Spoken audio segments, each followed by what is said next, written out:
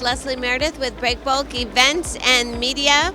I have Andy Tite with me from DHL Industrial Projects, who's just finished a very compelling panel on rates, capacity, business outlook. So you guys covered a lot of ground.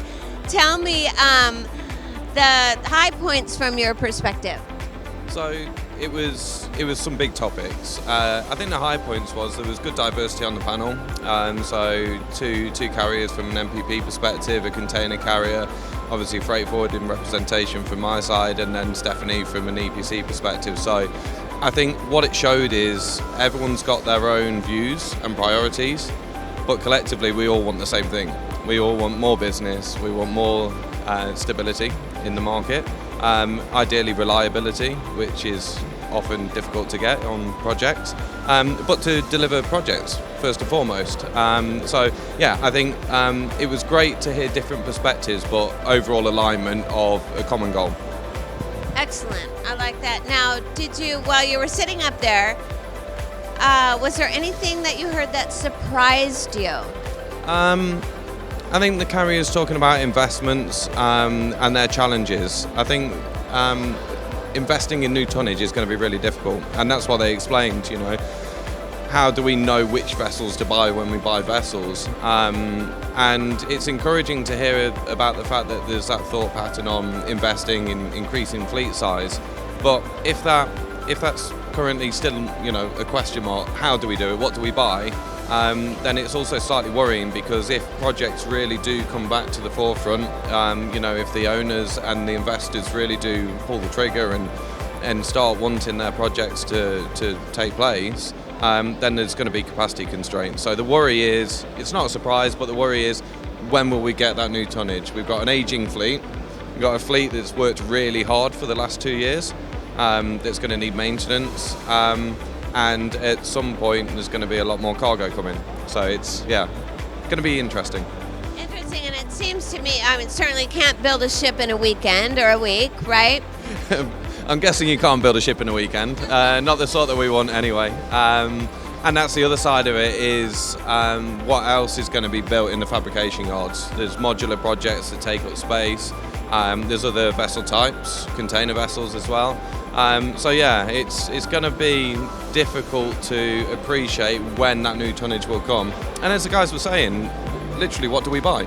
How do we know that we buy this today and then 2, 3, 4, or even within a decade? You know, a normal ship will run for 20 years at least, but it could be that during that normal lifespan there's regulations or new industry restrictions that all of a sudden cut that vessel's life short, or it requires a lot more investment to keep it going. So I really feel for those guys, but it is a challenge to us in the industry. Absolutely. So just generally speaking, how do you see the project business around the world? Any hot spot or good spots that you think have a lot of potential? What looks good to you? Okay, it's probably a case of low-hanging fruit. So from an oil and gas perspective, bolt-on facilities expansion projects for cleaner fuels.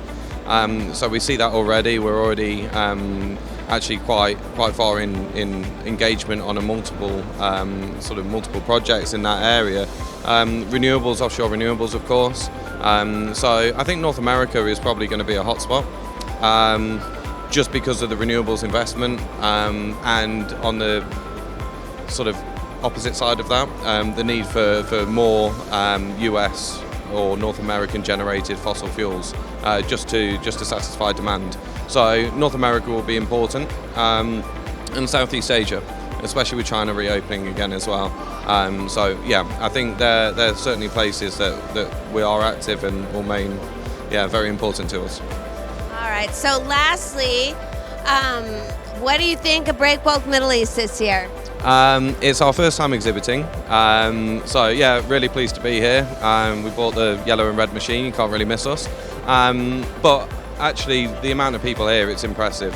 I think, speaking with Ben earlier, you know, the exhibition's expanding, it's getting more traction. There's already commitments for next year, and that's really exciting. So the Middle East is really crucial as well. I spoke about those hotspots of North America and Southeast Asia or Asia in general, but the Middle East is always there. It's always pivotal. It's always important. The decisions made here affect things that happen all over the world. So being part of this community, and it's so culturally diverse as well. We've got around 43 people here from all over the MEA region. So yeah, it's great to come together and meet all of our colleagues and yeah, everyone else in the industry. So really enjoying it. That is so good to hear, and we're so pleased that you're enjoying yourself and have such a big team and playing such a big role in this year's event. Thank you.